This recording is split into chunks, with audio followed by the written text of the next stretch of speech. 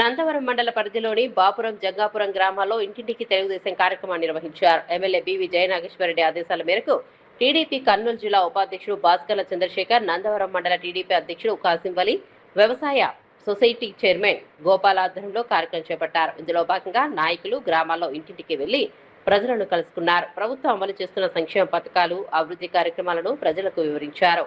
అదే సమయంలో స్థానిక ప్రజల సమస్యలను అడిగి తెలుసుకున్నారు. ఎన్నికల ముందు ఇచ్చిన హామీలు నెరవేర్చే దిశగా ప్రభుత్వం పాలన కొనసాగిస్తోందని టీడీపీ నాయకులు చెప్పారు. అన్నదాత సుఖీభవ, తల్లికి వందనం, ఉచిత గ్యాస్ సిలిండర్లు, స్త్రీ శక్తి వంటి పథకాలను అమలు చేస్తున్నామని తెలిపారు. అందరు పిల్లలకు కూడా డబ్బులు పడి కదా తల్లికి వందనం వాళ్ళకి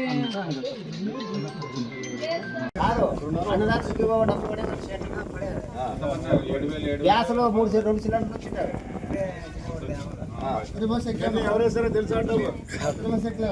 ఈరోజు ఇంటింటికి తెలుగుదేశం మా రాష్ట్ర పార్టీ తెలుగుదేశం పార్టీ ఆదేశాల మేరకు ఇక్కడ మన ఎమ్మెల్యే నియోజకవర్గంలో మా గౌరవ శాసనసభ్యులు బివి జయనాగేశ్వరరెడ్డి గారి ఆదేశాల మేరకు ఇంటింటికి తెలుగుదేశం ప్రోగ్రాం మన ఎమ్మెల్యే కాన్స్టిట్యున్సీలోని నందవరం మండలంలో ఉన్న మన జగ్గాపురం గ్రామంలో ఈరోజు ఇంటింటికి బాపురం అయిపోయింది. ఇప్పుడే మళ్ళీ జగ్గాపురంలో తిరిగినాము. ఇప్పుడే జగ్గాపురం కూడా అయిపోయింది. ప్రతి ఇంటిని మేము ఈ ఇంటింటికి తెలుగుదేశం కార్యక్రమం మీదుగా మా మండల కన్వీనర్లు, పిఎస్సి చైర్మన్లు, గ్రామ కమిటీ నాయకులు అందరం తెలిసి ప్రతి ఇల్లు విజిట్ చేసినాము. కూడా ఇంట్లో ఉన్న లబ్ధిదారులు ప్రతి ఇంట్లో ఏదో ఒక విధమైన బెనిఫిషరీస్ లబ్ధిదారులు ఉంటూనే ఉన్నారు. మేము మా గౌరవ ముఖ్యమంత్రి గారు ఎలక్షన్ ముందు ఏమైతే సూపర్ 6 అని ప్రకటించినారో ఆ సూపర్ 6లో భాగంగా తల్లికి వందనం పేరుతోటి ప్రతి ఇంట్లో కూడా ఎంతమంది పిల్లలు ఉంటే అంతమందికి చదువు ఖర్చుల కోసం డబ్బులు వేయడం కానీ, అలాగే ఎన్టీఆర్ భరోసాతోటి 2,000 రూపాయల పెన్షన్ని 4,000 రూపాయలు చేసి 4,000 రూపాయలు ఇంటింటికి పంచడంలో కానీ, అలాగే దివ్యాంగులు ఎవరన్నా ఉంటే వాళ్ళకి 3,000 ఇచ్చే ఆ పెన్షన్ని 6,000 రూపాయలు చేసినారు. దాన్ని కూడా ప్రతి ఇంటికి ఒకటే తేదీ తీసుకెళ్ళి ప్రభుత్వ ఉద్యోగులకి ఒకటో తేదీ జీతం ఎట్లా వస్తుందో అలాగే పెన్షన్దారులకు కూడా ఒకటే తేదీనే పెన్షన్ ఇంటికి వెళ్ళి ఇచ్చే గొప్ప ప్రభుత్వము, గొప్ప ముఖ్యమంత్రి ఎవరు ఉన్నారంటే అది మా ముఖ్యమంత్రి గారు చంద్రబాబు నాయుడు గారని మేము గర్వంగా చెప్పగలుగుతున్నాము. ప్రతి ఇంటికి కూడా ప్రతి కుటుంబం ఏది కూడా ఏ స్కీమ్ కూడా ఏ పథకం కూడా దుర్వినియోగం చేసుకోకూడదని చెప్పేసి అందరి పేర్లు చాలా జాగ్రత్తగా ఆయా గ్రామ కమిటీలు పెట్టుకుని ప్రతి ఇంటికి వెళ్ళి ఆ వివరాలు సేకరించి ప్రతి ఒక్కరికి కూడా గవర్నమెంట్ ద్వారా వచ్చే స్కీము లబ్ధి పొందే కార్యక్రమాన్ని ఇక్కడ చాలా శ్రద్ధగా మా జయనాగేశ్వరరెడ్డి గారు చేయడం వల్ల ఈరోజు ఏ ఇంటికి పోయినా కానీ ఏదో ఒక లబ్ధిదారుడు ప్రతి ఇంట్లో కనపడుతున్నారు. రాష్ట్రంలో చంద్రబాబు నాయుడు గారు, ఆయన తనయుడు లోకేష్ బాబు గారు ఎవరైతే ఉన్నారో రాష్ట్రాన్ని సొంత ఇల్లుగా భావించి ఎలాగైతే అభివృద్ధి కానీ సంక్షేమం కానీ 2 కళ్ళగా భావించి ఎట్లయితే తీసుకుని వస్తున్నారో అదేవిధంగా మన కాన్స్టిట్యున్సీలో మన గౌరవ శాసనసభ్యులు జయనాగేశ్వరరెడ్డి గారు కూడా అభివృద్ధిని సంక్షేమాన్ని 2 కళ్ళుగా భావించి ఈరోజు అభివృద్ధి విషయానికి వచ్చేసరికి గత సంవత్సరంలో మన రోడ్డు ఎమ్మిగనూరు నుంచి మాలపల్లి పోయే రోడ్డు ఎట్లుండేదో మొత్తం అందరం చూసినాము. అలాగే ఎమ్మిగనూరు నుంచి కోడుమూరు పోయే రోడ్డు ఎట్లుండేదో చూసినాము.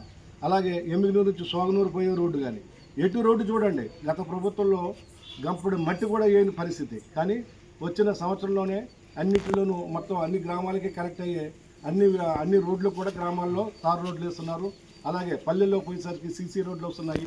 అలాగే టౌన్లోకి వచ్చేసరికి సాగునీరు కానీ టౌన్లోకి వచ్చేసరికి తాగునీరు కానీ, డ్రైనేజీలు కానీ, శానిటరీ కానీ, పార్కుల డెవలప్మెంట్లు కానీ ఎవరికి కూడా ఏ ఇబ్బంది లేకుండా, అలాగే హెల్త్ విషయానికి వచ్చేసరికి ప్రతి సచివాలయంలో కూడా హెల్త్ క్లినిక్లు పెట్టి ఎవరికి ఏమి పోలియో డ్రాప్స్ అంట పిల్లలకి హెల్త్కి సంబంధించిన ప్రతి ఒక్కడు కూడా ఆయన దగ్గరుండి చూసుకుంటూ, అలాగే కార్యకర్తలు ఎవరైనా వాళ్ళైతే వాళ్ళకి సీఎం రిలీఫ్ ఫండ్ లేకుంటే ఆరోగ్యశ్రీ వర్తిస్తే ఆరోగ్యశ్రీ వర్తించిన వాళ్ళు ఎవరిని ఉంటే ఆ హాస్పిటల్ ఖర్చులు ఏమైతే ఉంటాయో అది సీఎం రిలీఫ్ ఫండ్ ద్వారా దాదాపు ఇప్పటికే మన కాన్స్టిట్యున్సీ నుంచే దాదాపు 600 మంది 700 మంది దగ్గర లబ్ధిదారులు 13 కోట్లు పైగా మనం ఈరోజు సీఎం రిలీఫ్ ద్వారా మన కార్యకర్తలకు పంచినాము. అలాగే ప్రతి ఒక్కటి ఇదని కాదు, ఈరోజు టెక్స్టైల్ పార్కు ఎంతమందికి ఇక్కడ టెక్స్టైల్ పార్కు గుణాదరా వేసి మరుసటి రోజు తీసేసినారని చెప్పేసి ప్రతిపక్షాలు గగ్గోలు చేసినాయి.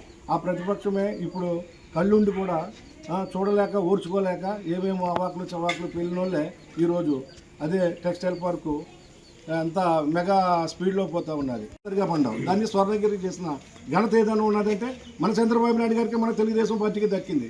అక్కడ కూడా ఎంతమందికి ఎంప్లాయ్మెంట్ ఇస్తున్నారో ఈరోజు కళ్ళుండి చూస్తే అర్థమవుతుంది. 600 మంది కార్మికులు ఇప్పుడు మన దాంట్లో జొన్నగిరిలో పనిచేస్తూ ఉన్నారు, ఆ గోల్డ్ మైన్లో పనిచేస్తూ ఉన్నారు. అలాగే భోగాపురంలో ఎర్ర బస్సులు రావని మాట్లాడినాడు, ఈరోజు ఏరు బస్సులే దిగుతున్నాయి అక్కడ. అలాగే అమరావతిని నాశనం చేసి పెట్టినాడు. గత 5 సంవత్సరాల్లో అసలు అమరావతిని 3 రాజధానులను ఒకసారి ఇంకోసారి బావిగన్నా దోవిగన్నా ఏదో పేరగన్నో ఏదో మాట్లాడి దాన్ని అట్లా అలక్ష్యం చేసినాడు. ఈరోజు అమరావతిలో స్టీల్ బ్రిడ్జ్లు వస్తున్నాయి, కౌంటర్ వ్యాలీ కంపెనీలు వస్తున్నాయి. నిన్న మొన్న ఎమ్మెల్సీలకు సంబంధించిన ఎమ్మెల్యేలకు సంబంధించిన క్వార్టర్స్ అన్నీ మొదలైనవి. అమరావతి వేగం పెంచినారు. ఈరోజు చంద్రబాబు వరంగా చెప్పుకోవచ్చు మనం. ఈ మాట ఎందుకంటున్నానంటే పోయినసారి 75% 80% పోలవరం ప్రాజెక్టు పూర్తి చేసి ఇంకొక 6 నెలలు 1 ఇయర్లోగా దాన్ని జాతికి అంకితం చేసి రైతులకి 10 లక్షల ఎకరాలకి నీళ్ళిచ్చే కార్యక్రమం మనం చంద్రబాబు నాయుడు గారు పెడితే జనం వాడి చేతిలో అవతల చేతిలో మోసపోయి గవర్నమెంట్లో ప్రభుత్వంలోకి రాకపోయేసరికి ఆయన వచ్చిన తర్వాత జగన్మోహన్ రెడ్డి గారు వచ్చిన తర్వాత దాన్ని నిర్వీర్యం చేసి గంపిడి మట్టి కూడా వేయకుండా దాన్ని అట్లే పెడితే మళ్ళా భగవంతుడి దయ వల్ల మళ్ళీ మన ముఖ్యమంత్రి గారు వచ్చి దాన్ని నెక్స్ట్ ఇయర్ 2027లోగా దాన్ని మొదటి దశ పూర్తి చేసి రైతులకి ఇచ్చే కార్యక్రమం పెడుతున్నారు. చదువుకున్న వాళ్ళు కూడా పల్లెల్లో చదువు తెలియని వాళ్ళకి వాళ్ళని ఎడ్యుకేట్ చేసి భవిష్యత్తులో చంద్రబాబు నాయుడు గారిని లోకేష్ గారిని అలాగే కూటమి ప్రభుత్వాన్ని ఆశీర్వదించేటట్టు చేయాలని, అలాగే విద్యలేని మేధావులు మీరు పత్రికా విలేకరులు కూడా ఇలాంటి మంచి ప్రభుత్వాన్ని సపోర్ట్ చేయడంలో ముందు వరుసలో ఉండి మీరు కూడా మళ్ళీ మన గవర్నమెంట్ని తెచ్చుకుంటే మన పల్లెలు బాగుంటాయి, మన టౌన్లు బాగుంటుంది, మన కుటుంబాలు బాగుంటాయి, రాష్ట్రం బాగుంటుంది. కాబట్టి దయచేసి ప్రతి ఒక్కరికి చెప్తున్నాను, కులం కానీ మతం కానీ ప్రాంతం కానీ వేరే కారణాలు ఏమి ఎదక్కండి. మంచి ప్రభుత్వమైన చంద్రబాబు నాయుడు గారికి, ఇక్కడ గౌరవ శాసనసభ్యులు జగన్నాథ్ రెడ్డి గారికి ఎప్పుడు ఏ ఎలక్షన్ వచ్చినా కానీ సైకిల్ గుర్తు మీద ఓటేసి మమ్మల్ని మీరందరూ ఆశీర్వదిస్తే భవిష్యత్తులో మరిన్ని కార్యక్రమాలు